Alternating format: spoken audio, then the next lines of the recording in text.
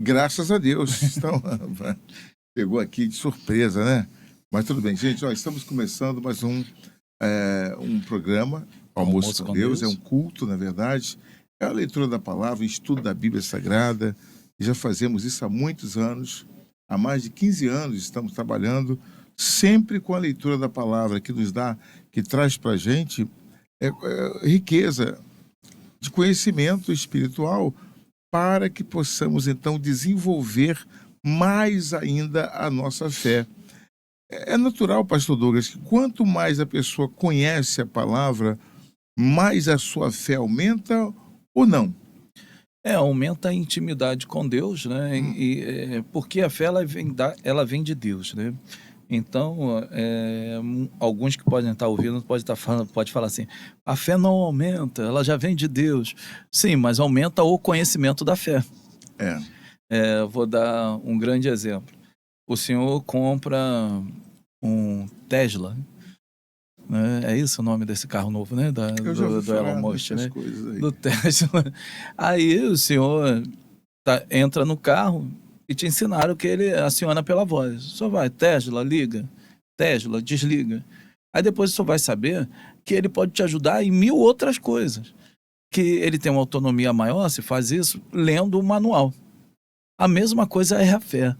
Deus, ele te dá a fé do tamanho de Deus, que não tem tamanho, que é infinita. A fé, ela é infinita. Você pode alcançar qualquer coisa com a fé, seja o ato sobrenatural ou a salvação, a fé salvífica. A gente está falando da fé sobrenatural. Ela não tem tamanho, ela é infinita. Você pode fazer qualquer coisa. Se você, com fé, disser para que essa cadeira, para que essa mesa, ela flutue, ela vai flutuar. Né? Porque a fé, ela tem essa dimensão. Contudo, muitos não conhecem. E como que vai conhecer?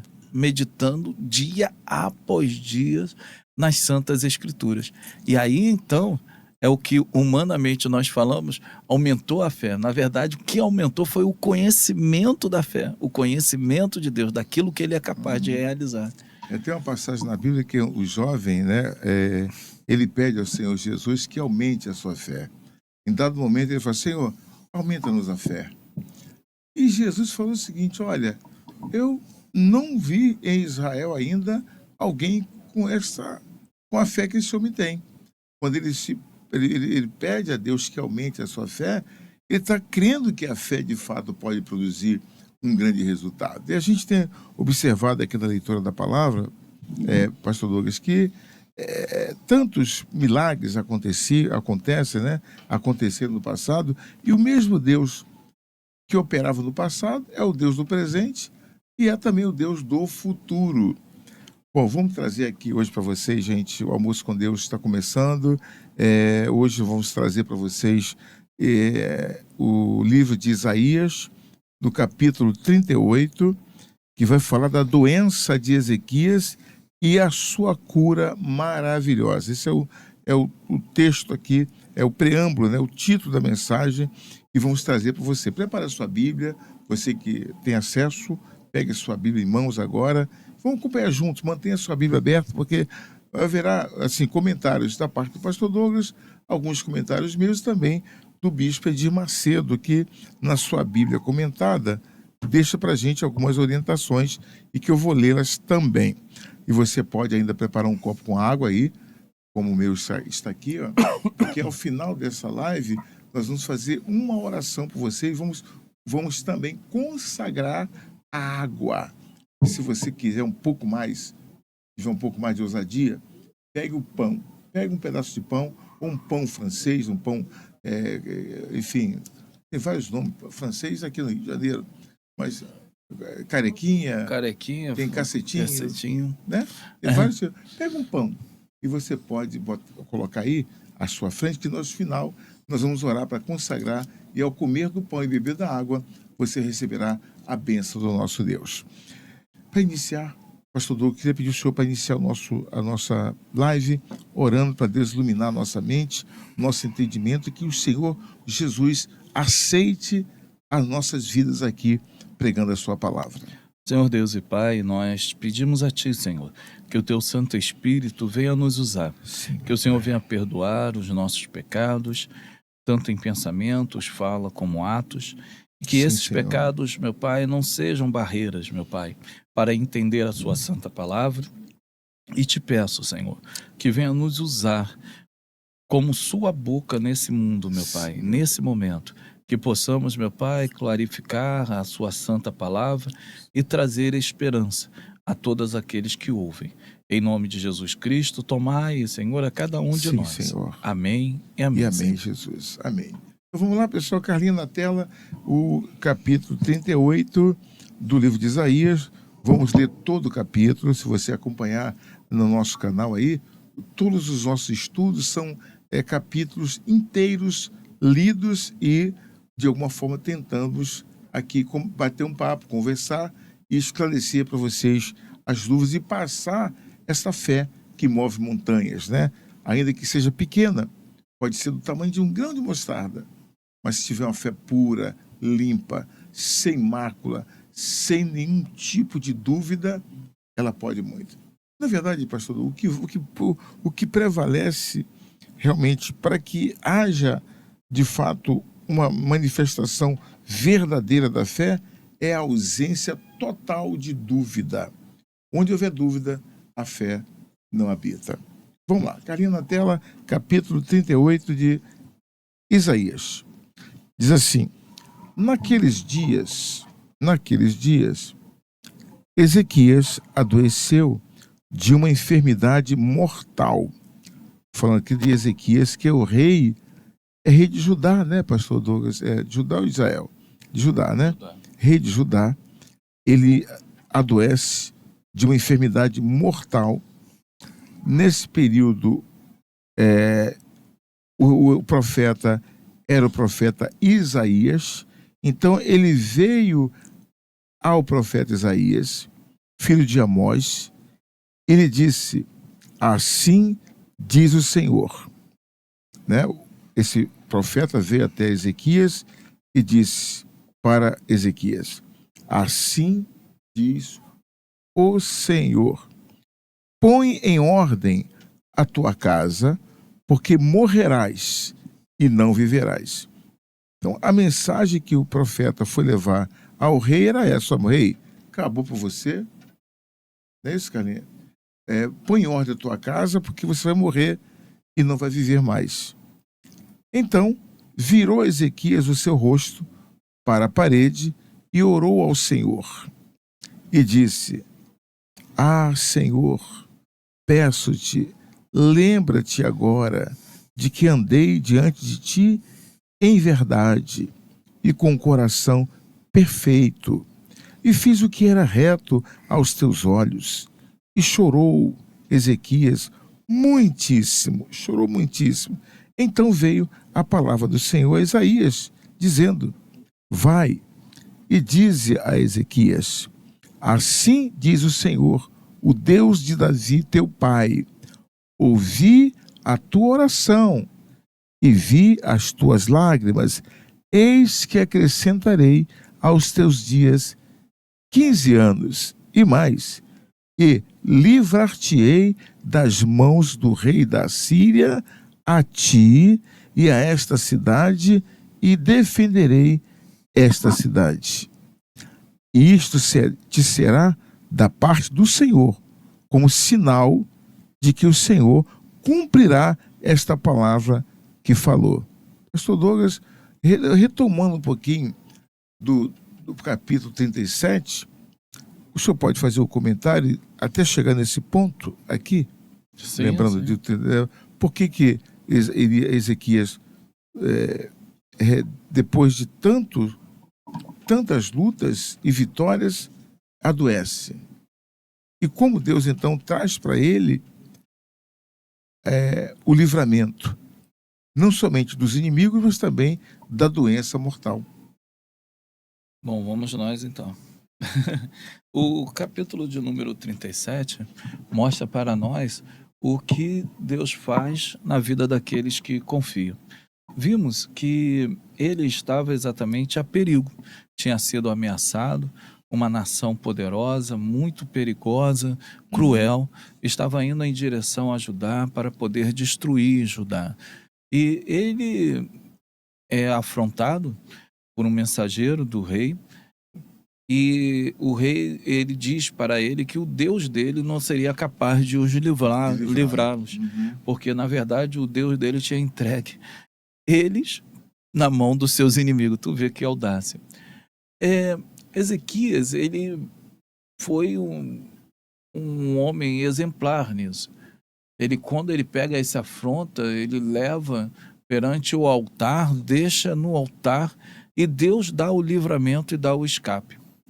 Contudo, logo depois disso, passa-se um tempo, nós vimos no capítulo de número 38, ele padecendo por uma enfermidade que a Bíblia não fala o que é, mas era uma enfermidade mortal.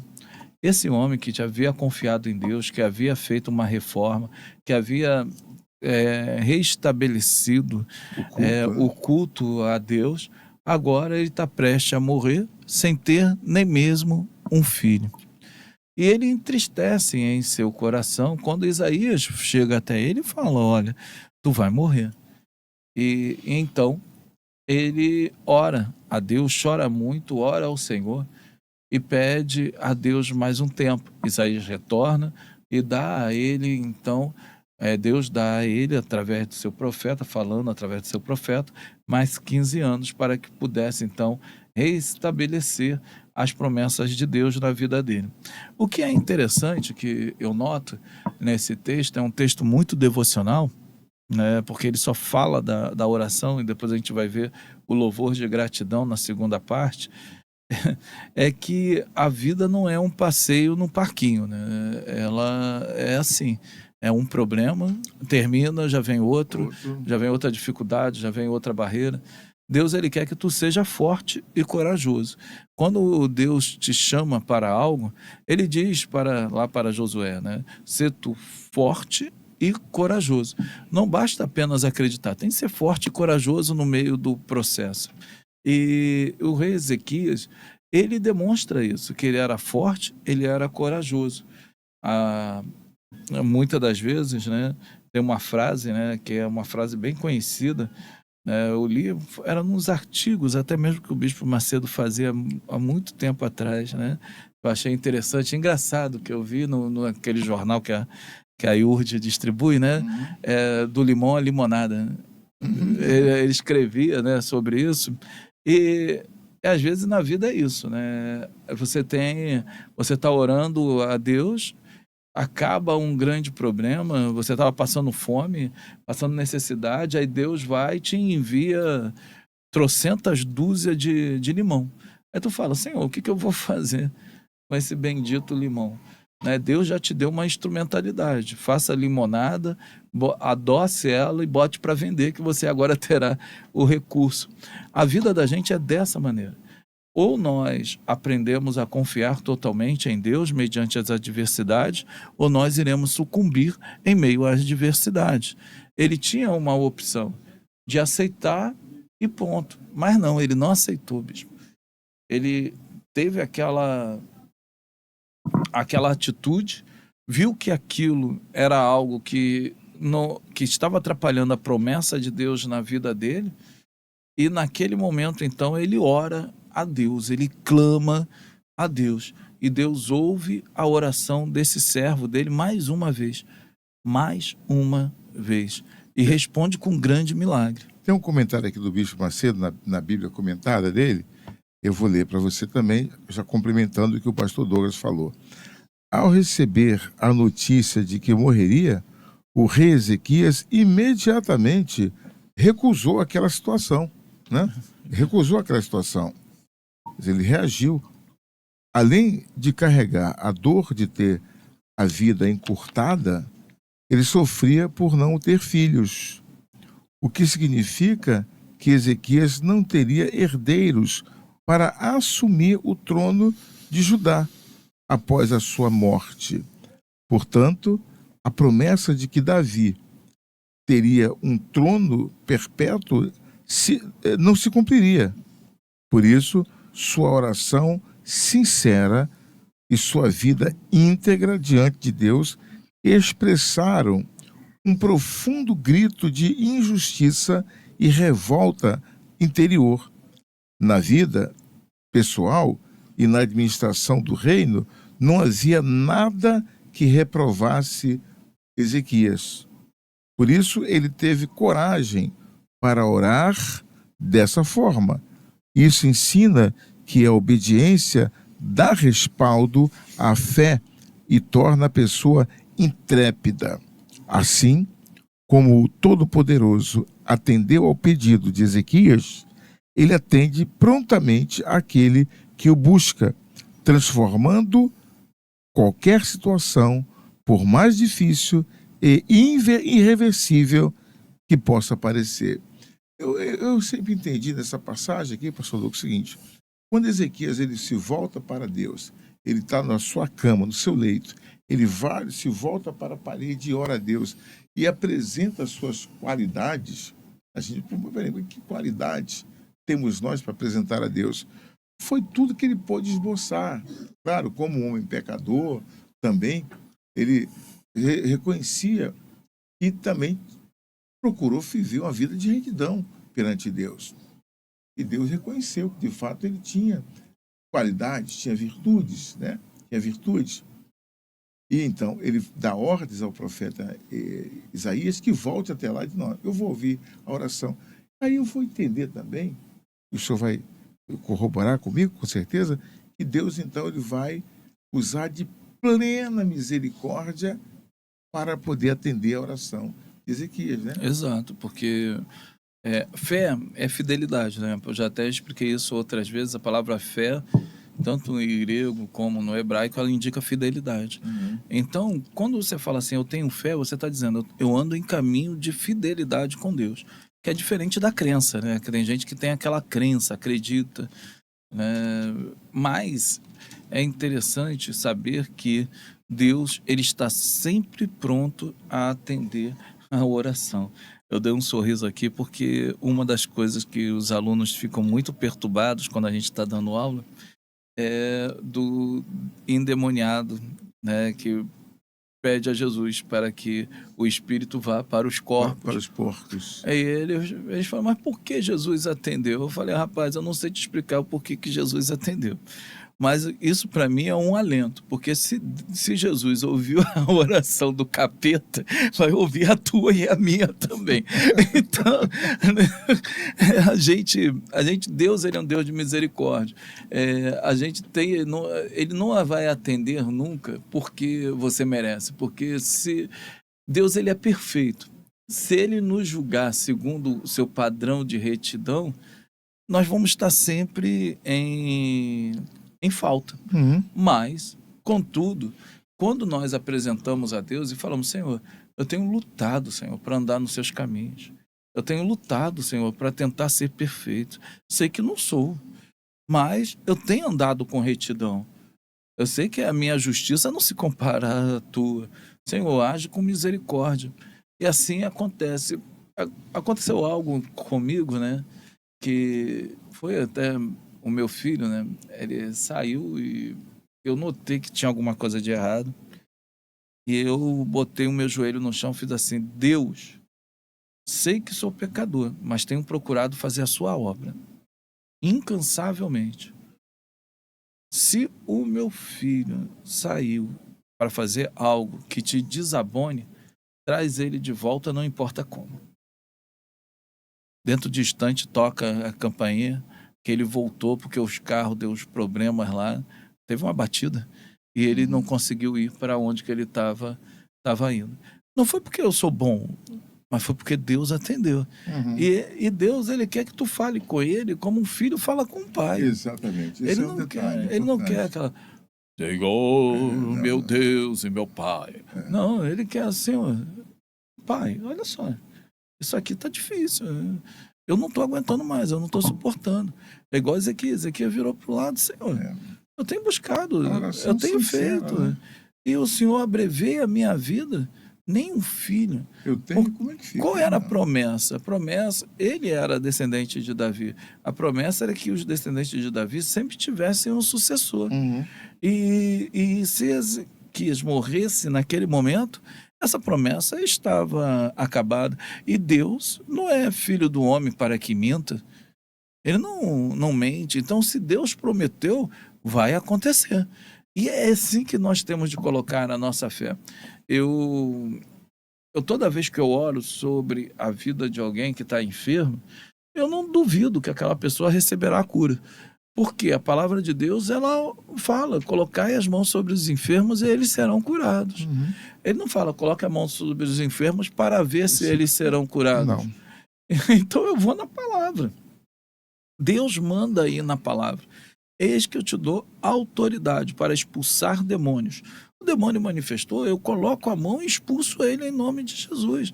E se ficar de graça é carmônio, né? Não é um demônio. Tem essa questão É um também carmônio. do carmônio, né? Então, Ezequias, o que ele fez? Ele foi na promessa. Deus, tu prometeste. Está aqui. E agora, Senhor? Tu vai falhar com a tua promessa? De maneira nenhuma. Tu é Deus santo e fiel. E ele acrescentou à vida de Ezequias mais 15 anos. E correspondeu com um milagre tremendo. Que está abaixo aí. Né? Agora vem outro milagre aqui abaixo, vamos lá. O versículo 8 diz assim: eis que farei, Deus falando, né? Retroceder 10 graus a sombra lançada pelo sol declinante no relógio de Acaz. Assim, retrocedeu o sol os 10 graus que já tinha declinado. O escrito de Ezequias, rei de Judá, de quando adoeceu e sarou da sua enfermidade. Eu disse: no cessar de meus dias, ir-me-ei às portas da sepultura. Já estou privado do restante de meus anos. Disse: não verei ao Senhor. O Senhor na terra dos viventes, jamais verei o homem com os moradores do mundo. Já o tempo da minha vida se foi, e foi arrebatada de mim como tenda de pastor. Cortei a minha vida como tecelão. Ele me cortará do tear. Desde a manhã até a noite me acabarás. Versículo 13. Esperei com paciência até a madrugada. Como o leão quebrou todos os meus ossos. Desde a manhã até a noite me acabarás. Como o grou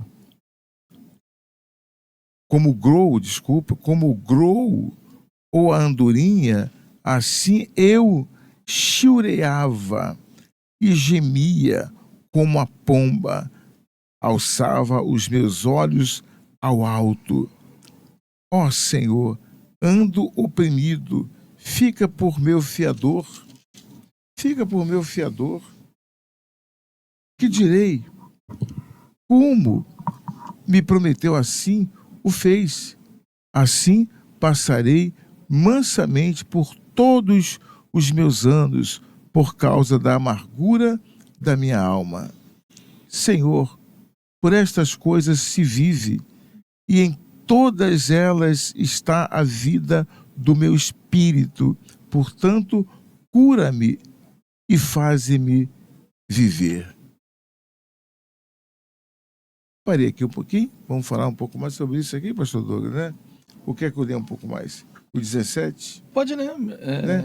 Dá para... Então, dá para ir, né? parar, a gente para aqui e comenta um pouquinho, depois a gente continua. Eis que foi para minha paz que tive grande amargura, mas a ti agradou livrar a minha alma da cova da corrupção, porque lançaste para trás das suas costas todos os meus pecados. Chegou no ponto que eu queria. Muito bem, pastor Douglas, pode prosseguir no seu comentário. Bom, vamos nós.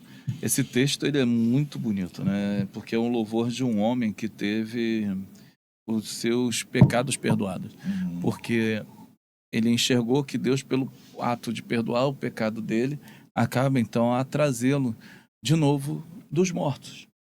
Né? É interessante como ele fala como o grou ou a andorinha, dois pássaros bem simples, né? E bem frágeis, né? Assim somos nós nesse mundo. Francis Bacon, ele diz que o ser humano ele é uma poeira no universo, mas é uma poeira que Deus escolheu. Nós não somos nada. Se você for ver, um micro-organismo, uma bactéria, acaba com toda a tua vida. Nós tivemos aí a pandemia, né? O que é o coronavírus? Eu não sei, Você não consegue nem enxergar. Eu nunca vi. Nunca viu, mas afetou, né? Eu só fiquei 4 dias internado. Entuba, não entuba. Entuba, não entuba. É um negócio que tu não consegue enxergar, te derruba. Nós somos muito frágeis. Quando a Bíblia nos chama de ovelhas, não nos chama à toa. A ovelha, ela é um animal débil, cega. A ovelha, se ela dorme de barriga para cima, no calor, ela morre de gases. Se o capim que ela está comendo sair com terra e ela engolir, a terra faz mal, o processo digestivo dela, ela morre entalada. Ela precisa do pastor para tudo. Se o pastor não fala e ela não ouve o pastor, ela não consegue enxergar nem o caminho de volta para a casa dela. Então, nós somos ovelhas. As ovelhas são animais frágeis. Então, ele se coloca exatamente dessa forma, né? Ele se coloca dessa maneira. Um outro ponto que é bem interessante, né? É quando ele diz que eu disse, já não verei mais o Senhor na terra dos viventes, mas jamais verei o homem com os moradores do mundo. Jamais verei o Senhor na terra dos viventes. Ele tinha uma esperança de ver o Senhor. Ele não via mais na terra dos viventes. Ele não estava triste pelo fato de morrer. Nota-se nesse texto. Não era o fato de morrer apenas que estava deixando ele triste, mas o fato de não ter cumprido a promessa de Deus na vida dele. Ele estava falando, Senhor, por que a tua promessa não está sendo cumprida na minha vida? Por que eu não terei um descendente para esse trono? Por que minha vida está sendo abreviada? Ele sabia que iria ver o Senhor, mas não aqui, mas na terra dos viventes. Esse detalhe nos traz uma certeza daqueles que somente os salvos podem ter. Versículo 16 diz, Senhor, com estas coisas se vive, e em todas elas está a vida do meu espírito. Portanto, cura-me e faz-me viver. Eis que, para minha paz, eu estive em grande amargura. Tu, porém, tão amorosamente abraçaste a minha alma, que não caiu na cova da corrupção, porque lançastes para trás das tuas costas todos os meus pecados. Meu Deus. Isso aí. Meu Deus. Olha só. Que Deus ele fala para esse homem, né, através desse salmo que ele escreve. Primeiro ele diz, Senhor, cura-me. Cura-me. Aonde que você está precisando de cura nesse momento? Na tua alma, no teu espírito, no seu corpo? Deus, ele pode curar. Mas eu vivo sem paz. Ele diz, olha, o Senhor é a minha paz, porque é dele que veio a cura para a minha vida. Aquele que te cura, ele é a tua paz. Porque o amor dele lhe tem envolvido, lhe tem abraçado. É interessante que muitos pregadores falam que o amor de Deus não estava no Antigo Testamento. Ele diz que amorosamente me tem abraçado. Isso é graça. Por que é graça? Ele diz algo que só ele, Deus, sabe por que ele disse isso. Que não caiu na cova da corrupção, porque lançastes para trás das tuas costas todos os meus pecados. Isso que é bacana. Deus é aquele que perdoa pecados. Deus é aquele que mesmo Ezequias, um homem que andava com ele, mesmo quando ele pecou, mesmo quando ele errou na sua vida, que deve ter sido muitos erros como qualquer um, ele Ao notar que a mão de Deus estava sobre ele, ele clama a Deus para que Deus venha tirar essa mão que estava pesando sobre ele, trazendo tribulação. E eu me lembrei do descendente, do ascendente dele, né? Não, do ascendente dele, Davi, né? Quando ele é questionado, você deseja cair na mão dos seus inimigos ou na mão de Deus? Ele diz, na mão de Deus. Parecia loucura. Vou querer cair na mão de Deus, tá doido, rapaz. Na mão dos meus inimigos. Ainda mais ele, sendo um rei experimentado em guerra, tendo um exército maravilhoso, homens treinados. Aí ele, não. Porque se eu cair na mão dos meus inimigos, eles não têm misericórdia de mim. E se eu clamar a Deus, certamente ele terá misericórdia. Isso é conhecer a Deus. Isso é você saber que Deus... Eu cheguei, tá tudo arrupiado, como diz lá na Bahia. E... isso é conhecer a Deus demais. É tu falar, Senhor, se tiveres de me castigar, castigue o Senhor, mas não deixe que os inimigos me castiguem. A pessoa vai falar, mas a Bíblia diz, coisa tremenda é cair na mão do Deus irado. Sim, mas esse Deus que é cheio de ira, por causa da sua justiça, também é cheio de misericórdia, por causa da sua graça. E eu, como filho, eu grito. Porque, às vezes, a gente tem vontade de matar os nossos filhos, sabe? Eles aprontam tanto, que às vezes tu olha, tu fala, eu vou enforcá-lo até a língua ficar mais de um palmo para fora. Aí, quando eles chegam perto, você se lembra que você está ali é para ensiná-los, para demonstrar a graça, para demonstrar o amor. E aí tu fala, tu demonstra a ira e fala, mas você não pode fazer isso, rapaz. Eu te amo, eu estou falando isso para você mudar a sua vida. E assim é Deus com cada um de nós. É o Pai amoroso que corrige, mas também é aquele Pai que sara, né? A Bíblia nos ensina que ele faz a ferida e ele cura a ferida. Então ele bate, machucou, ele vai lá e cura. E graças a Deus por no isso. No 17 ele fala assim, pastor, eis que foi para a minha paz que tive grande amargura, mas a ti agradou livrar a minha alma da cova da corrupção, porque lançaste para trás das tuas costas todos os meus pecados. Aí vem o 18. Porque não te louvará a sepultura, nem a morte te glorificará, nem esperarão em tua verdade os que descem a cova. O vivente, esse te louvará, como eu hoje o faço. O Pai aos filhos fará notória a tua verdade. Versículo 20. O Senhor veio salvar-me, por isso, tangendo em meus instrumentos, nós o louvaremos todos os dias da nossa vida na casa do Senhor. E dissera Isaías, tomem uma pasta de figos e a ponham como emplastro sobre a chaga e sarará. E disseram a Isaías isso, mande tomar a pasta de figos e a ponham como emplastros sobre a chaga. Então Ezequias teve uma grande chaga, né? Também disseram a Ezequias, qual será o sinal de que hei de subir à casa do Senhor? Qual o sinal? Aí, eu vou para o 39, eu deixo para a próxima. Não, deixa para a próxima. A gente cenas comenta do próximo capítulo. Do próximo capítulo. Mas eu quero ler o comentário aqui do Bispo Macedo sobre o rei da Babilônia, melhor dizendo, sobre os mortos que não podem te louvar. Ezequias celebrava a bondade e a fidelidade do Altíssimo para com ele. Estava celebrando, estava glorificando a Deus. Na sua oração, deixa eu até marcar isso aqui, que é importante. Na sua oração, o rei revelava o motivo da existência humana, que é atribuir glória ao seu Criador por meio da fé.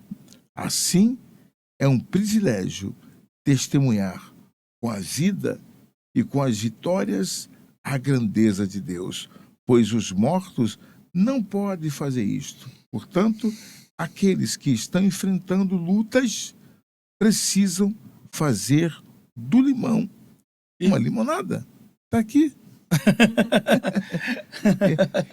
Pois é, isto é, devem aproveitar a chance de invocar a Deus e mostrar ao mundo que ele está vivo e operante.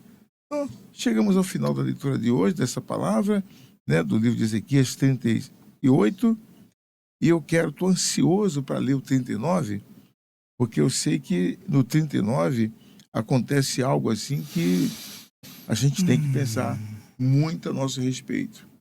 Ou a gente confia até o fim, ou a gente pode ter problemas sérios no final da nossa vida se deixarmos de confiar em Deus para confiar em pessoas ou em coisas ou em homens.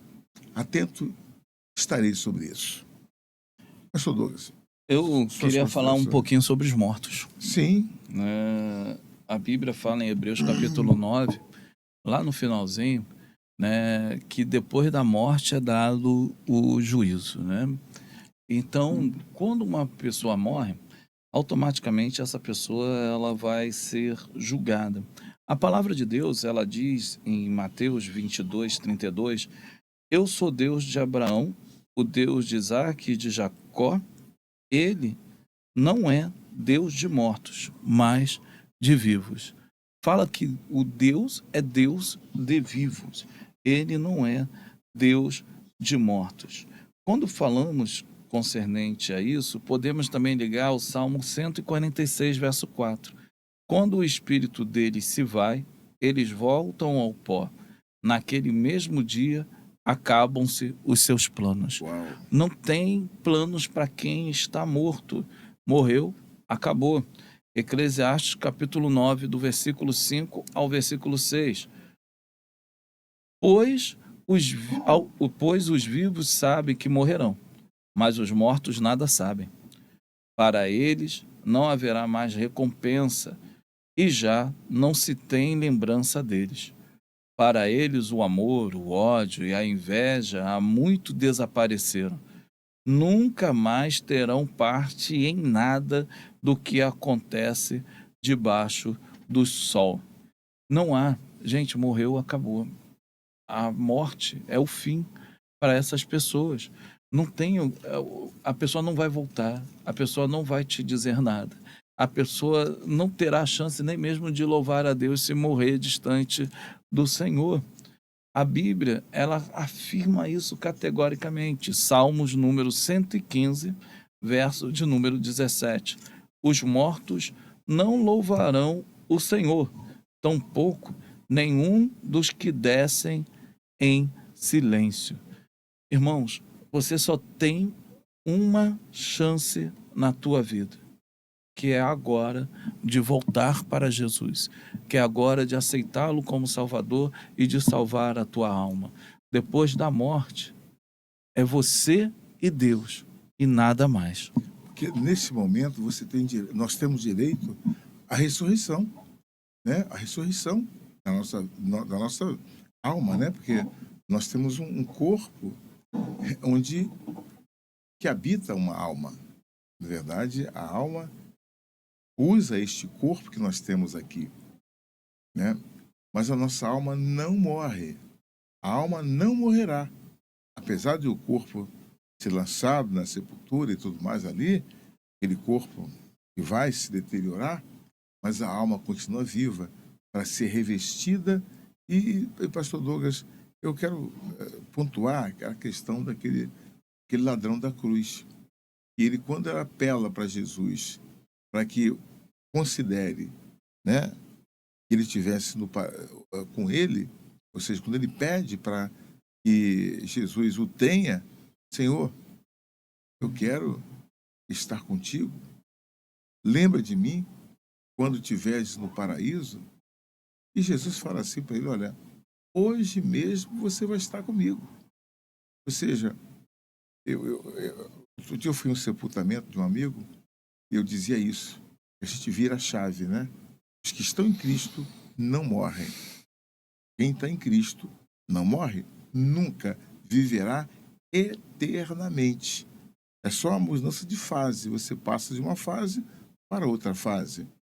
Porém, aqueles cujos nomes não se encontram no livro da vida vão ter que, infelizmente, passar pela morte eterna. É a segunda morte. Essa morte primeira, todos nós temos, a morte de a gente deixar o corpo por aqui, enquanto a alma é passada para o lado de Jesus, ou mesmo aqueles que não tiveram esse privilégio, ou não tiveram essa felicidade de poder aceitar Cristo, ou porque não aceitaram, ou porque realmente, enfim, mas haverá um juízo. O senhor falou de juízo. No dia do juízo, todos vão ressuscitar. Todos ressuscitaremos. Né? Uns para a glória de Deus e outros para vergonha eterna. Ou seja, uns para a salvação e outros para morte eterna. É isso, pastor Douglas. Exato. Hebreus 9, 27. E como aos homens está ordenado morrerem uma vez, vindo depois disso o juízo. Assim também Cristo, oferecendo-se uma vez para tirar os pecados de muitos, aparecerá segunda vez sem pecado aos que o esperam para a salvação. Os que o esperam. Então a gente tem que fazer essa separação entre aquele que espera pela salvação, aquele que aceita Cristo como seu Salvador, e aqueles que dão de ombros e não querem realmente se render ao Filho de Deus. Ele veio para salvar, não veio para condenar, não veio para julgar. Ele disse, eu não vim para julgar, eu vim para salvar. Agora, o que condena é a palavra do meu Pai que eu trouxe. O ato, né? Eu uma vez tinha um rapaz, ele era muito questionador, né? E tinha o Ministério da Chatice. Eu lembro que ele falou sobre isso. Não, como é que ele não veio condenar? Se não aceita ele, está condenado. Eu falei, o ato de você não querer ser salvo é o ato da tua condenação. Você está no mar bravio e jogam para você uma boia. E você fala, não, eu consigo nadar.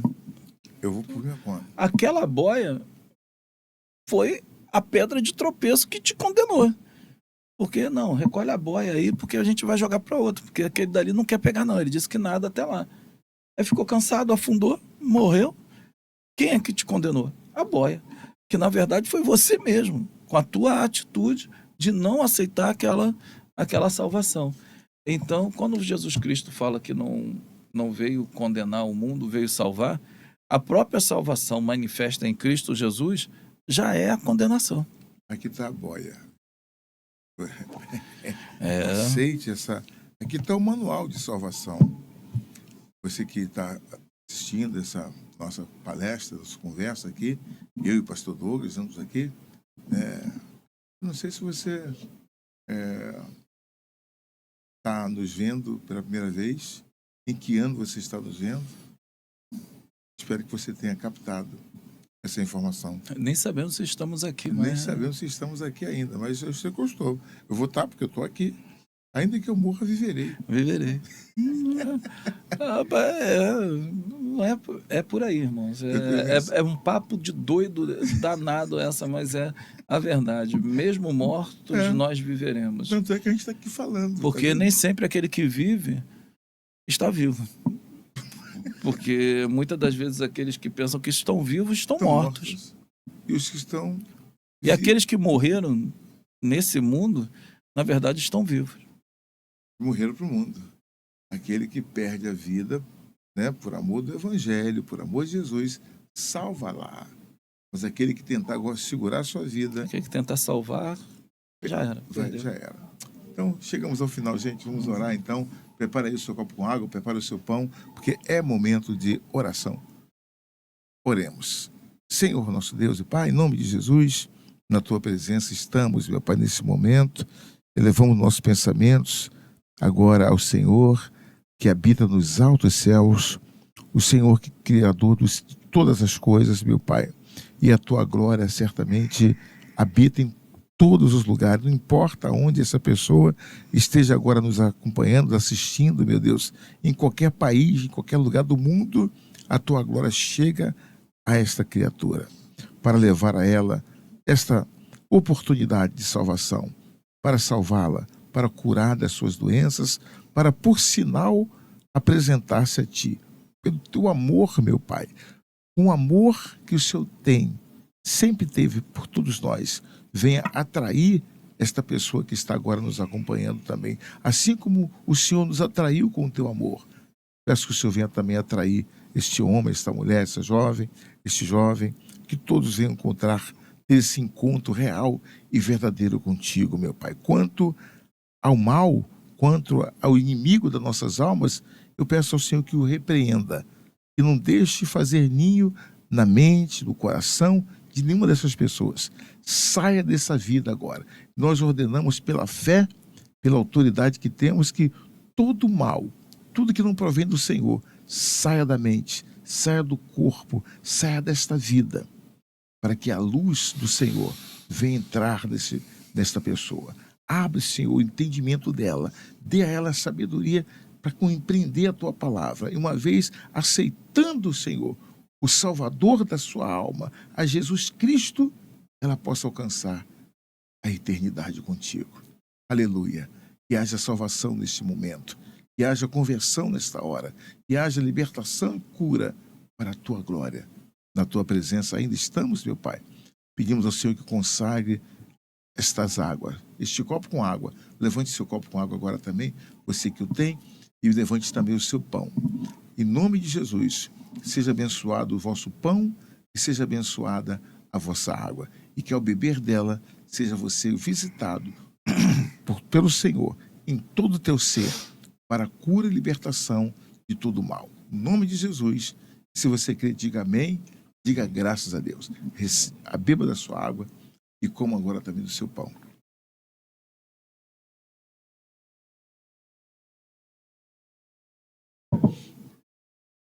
Que Deus abençoe a todos. Ficamos por aqui, Isaías 38, e na sequência vem também o Isaías 39, que tem uma grandiosíssima revelação para você. Estou ansioso para acompanhar. Obrigado, pastor Douglas. Eu que agradeço. Senhor. Tchau, Obrigado. gente. Deus abençoe. Tchau, pessoal. Tchau, Carla. Fica com Deus. Tchau. Tchau, gente.